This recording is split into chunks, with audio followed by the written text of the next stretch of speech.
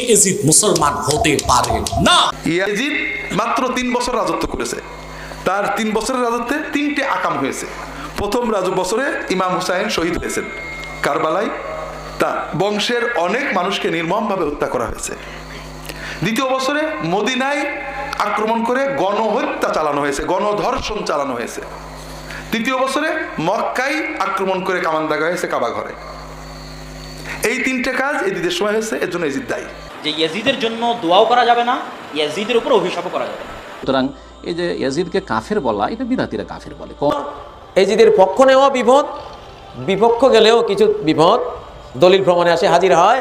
Middle পয়েন্টে থাকতে হবে, লা ইউসাব্বু ওয়ালা ইউহাব্বু। ইমাম ইবনে তাইমিয়া রাহিমাহুল্লাহ ইয়াজিদের ব্যাপারে বলেছেন, লা ইউসাব্বু ওয়ালা ইউহাব্বু। ইয়াজিদকে গালিও দেব না, ইয়াজিদকে মুহাব্বতও দেব না, কোনোটাই দেওয়ার দরকার নাই, মিডল পয়েন্টে থাকবো। যে ইয়াজিদের ব্যাপারে আমরা চুপ থাকবো, আমরা তাকে কাফেরও মনে করব না, আবার তাকে আল্লাহর ওলিও মনে করব না, বরং তার বিষয়টি আমরা কি করব, তার বিষয়টি আমরা আল্লাহর উপর ছেড়ে দিব। তার যে প্রাপ্য, তার প্রকৃত যে প্রাপ্য, আল্লাহ তাকে সে প্রাপ্য বুঝিয়ে দিবেন।